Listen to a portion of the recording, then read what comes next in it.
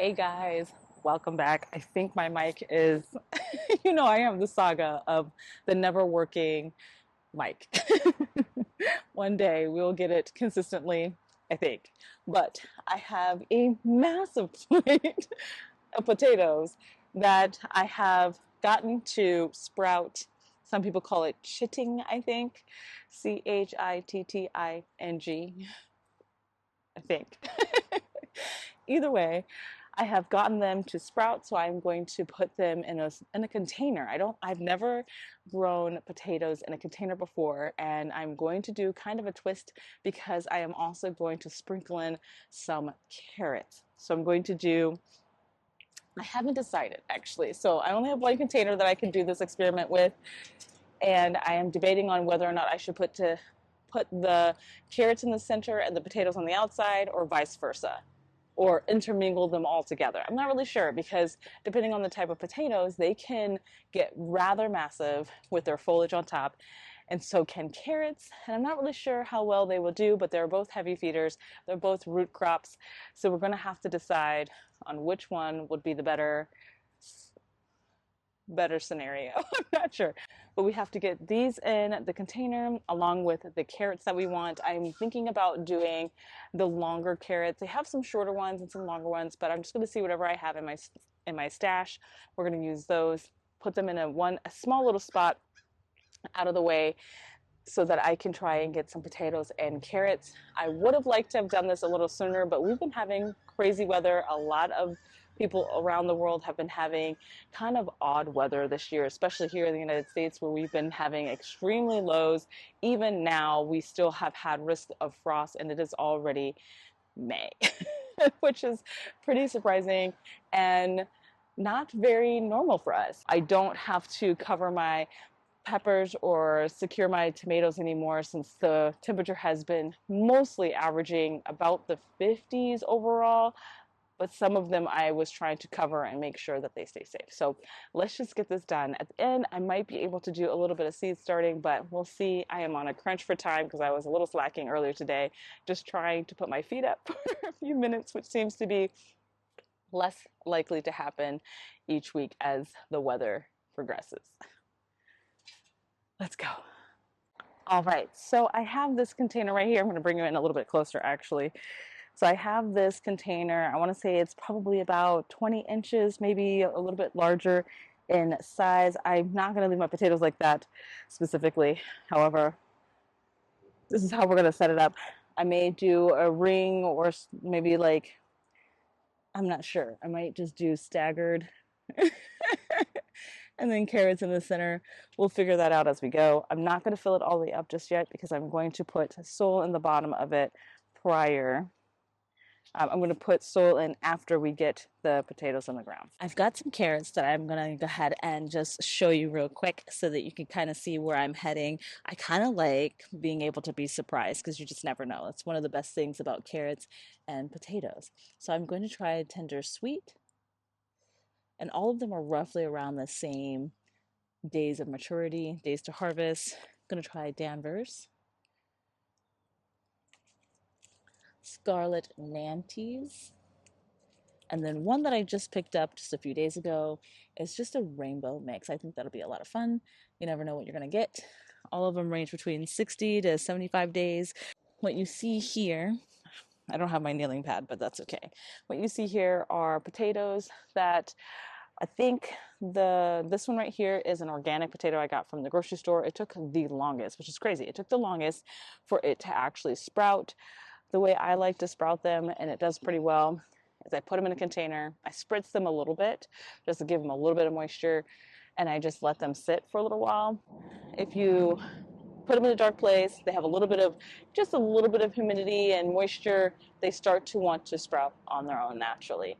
This right here is a potato that I think I had that I might have gotten a whole bag of organic potatoes because these sprouted so fast. I didn't even have them for a whole month before they started sprouting on their own. You can also cut them in half because doing this way I am reducing the amount of potatoes I can get.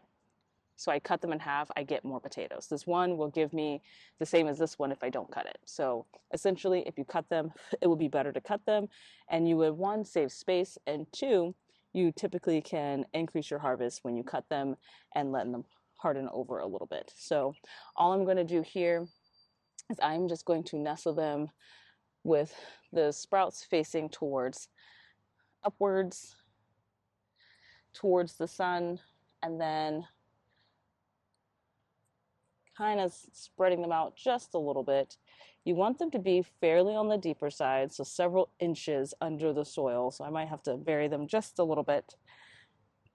I'm going to try to remember where I place them, but it's highly unlikely I will. I'm going to put one big one over here, and then I'll find other places for my other potatoes. So I only have about 4 or 5 more potatoes that I need to find more spots for. I'm going to fill this up, and then we'll do our seeds for the carrots. I've been using the Local Grow Organic, has been working really well for me, so I'm going to keep using that as long as it's available and mostly affordable. I think it's like $8, give or take, per bag, which I think this is what, almost 2, so 1.5 cubic feet.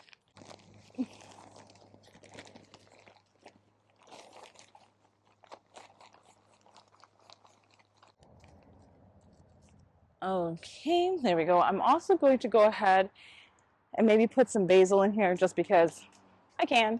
And I need to get some of the basil out of their containers. So I'm also just going to put some of these just to get them out of here. If I need to readjust them when the potatoes come up, that should be fine. So all of these are the Genevieve. They look so sad. They were absolutely beautiful, but they've been in those containers for way too long. Mostly because, like I said, the weather has been kind of crazy, and I think we are certainly past any major frost, and they will be fine with cooler temperatures, but as far as a frost go, I think we'll be okay. All right, so now I'm just going to take a little bit of each one of these, and I'm going to mix them together. Okay, so a little bit here. That one's the Danvers. Scarlet Nantes, Tender Sweet. So you kind of want not that many in a certain space. So I'm just going to sprinkle them all throughout here. Hopefully before the potatoes come up, the carrots will really take hold. We'll see. It's mostly going to be centralized in the center with a little bit close around here, but we'll see what happens when I get everything done. I'm just going to sprinkle them on. It's probably like the worst sowing method ever because you don't really want a whole lot of carrots coming up. I will have to come back, which I am absolutely terrible at any method I do, with coming back and thinning them out. I'm super horrible with that. So this is probably going to be not very good. I'm just going to cover them up a little bit, and then I'm going to water everything in.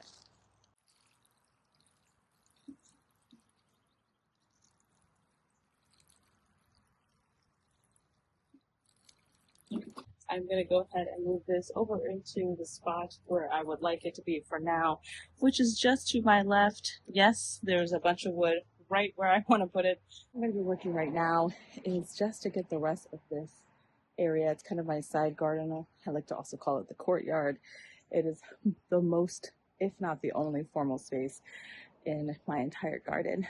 I am already breathing heavy just because it's so hot out here. So I'm going to go ahead and get this buttoned up as much as I possibly can, and then we're going to go into the shadier part, cool off, and to get more of this soil out, to get hopefully a good 1 to 3 inch layer over the entire garden bed, and then we can think about mulching.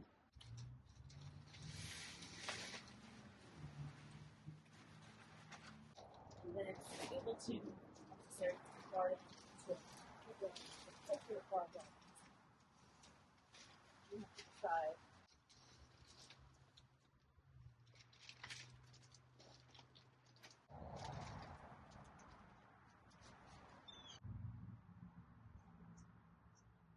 I hope everyone is safe, happy, healthy, and I will see you guys in the next video. Bye, guys.